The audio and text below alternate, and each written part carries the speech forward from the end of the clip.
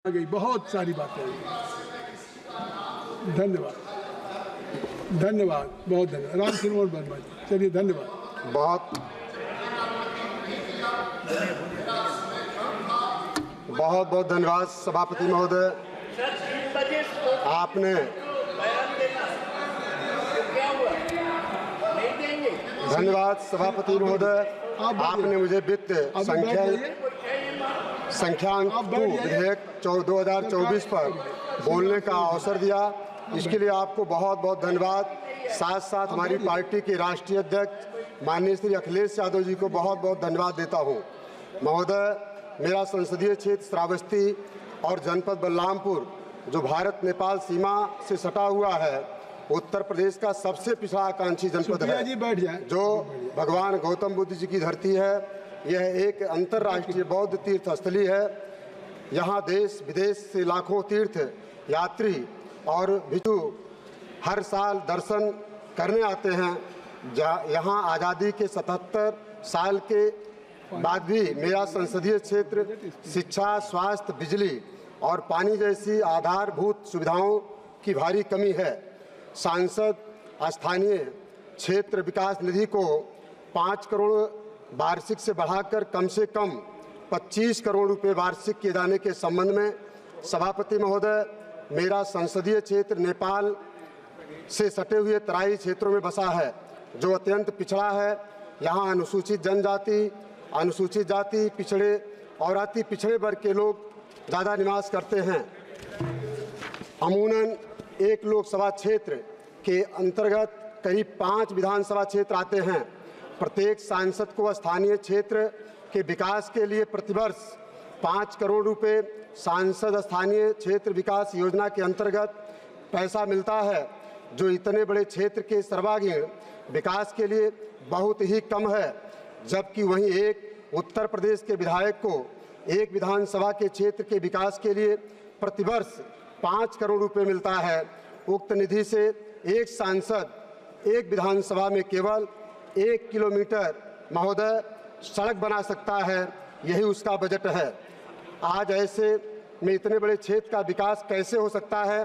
अतः सरकार से मेरी मांग है कि सांसद स्थानीय क्षेत्र विकास वार्षिक निधि को 5 करोड़ से बढ़ाकर कम से कम 25 करोड़ रुपए वार्षिक किया जाना चाहिए और साथ ही सांसद स्थानीय क्षेत्र विकास निधि पर लगने वाला जीएसटी से भी मुक्त रखा जाए। साथ साथ बिजली की समस्या के संबंध में सभापति महोदय, आज जिस मात्रा में किसानों को और व्यापारियों को बिजली मिलनी चाहिए, उस मात्रा में उनको बिजली नहीं दिया जा रहा है। उन्हें पर्याप्त बिजली नहीं पहुंचाई जा रही है। कहीं कहीं पर 2 घंटे, 5 घंटे, 7 घंटे बिजली रहती है। हमारा क्षेत्र श्रावस्ती बलरामपुर भी इसमें आता है। लो वोल्टेज की समस्या बनी रहती है। आए दिन ट्रांसफार्मर जल जाते हैं, चाहे वो शहर हो, चाहे गांव हो, चाहे कस्बा हो, चाहे जगह जगह पर तमाम ऐसी भी समस्याएं हैं कि जगह जगह बिजली के तार भी पुराना हो गया है, जर्जर हो गया है। महोदय, आपके माध्यम से भारत सरकार और राज्य सरकार से का ध्यान मैं अन्नदाता की तरफ दिलाना चाहता हूं। किसान को खेती करने के लिए, उनके फसलों की सिंचाई के लिए सरकार को फ्री बिजली व्यवस्था करनी चाहिए और साथ ही लो वोल्टेज की समस्या का निदान करते हुए उन्हें पर्याप्त रोस्टर के मुताबिक बिजली उपलब्ध कराया जाना चाहिए। विद्युत कनेक्शन क्षमता के अनुरूप ट्रांसफार्मर की क्षमता को भी बढ़ाना चाहिए। सहारा इंडिया ग्रुप निवेशकों का जमा पैसा वापस कराने के साथ साथ में के संबंध में सभापति महोदय, सहारा इंडिया ग्रुप और उनके एजेंटों द्वारा भोले भाले गरीब किसान, व्यापारी और निम्न मध्यम वर्ग के लोगों को 2 गुना 3 गुना का लालच देकर के विभिन्न स्कीमों के निवेशकों द्वारा पैसा जमा कराया गया और उस पैसे को जल्द से जल्द वापस दिलाया जाना चाहिए। जिन निवेशकों की मृत्यु हो गई है, उनके नामनी आश्रितों को भी उनका पैसा जिससे मिल सके। साथ साथ किसानों की खेती में उपयोग आने के वाले उपकरणों के सब्सिडी के संबंध में माननीय सभापति महोदय, किसानों की खेती करने के लिए उपयोग में आने वाले कृषि यंत्रों पर 100% सब्सिडी दिया जाना चाहिए। साथ साथ जीएसटी से मुक्त रखा जाए। किसानों को खेती में प्रयोग की जाने वाली रासायनिक खाद nitrogen, phosphorus, potash, DAP, urea आदि पर 100% सब्सिडी दिया जाना चाहिए। बस 2 मिनट सर। देश में फ्री शिक्षा व्यवस्था लागू करने के संबंध में माननीय सभापति महोदय, आज शिक्षा का स्तर बहुत ही खराब होता जा रहा है। बढ़ते कमर तोड़ महंगाई के दौर में बच्चों की शिक्षा आज बहुत महंगी हो गई है। सरकार फ्री शिक्षा व्यवस्था लागू करे जिससे देश का गरीब, मजदूर, किसान और महिलाएं सभी शिक्षित हो सकें, घर घर विकास हो।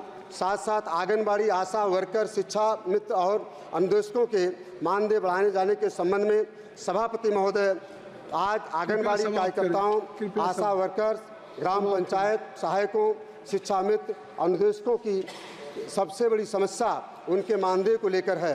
भारत सरकार और प्रदेश सरकार से मेरी मांग है कि इनका मानदेय बढ़ाया जाना चाहिए।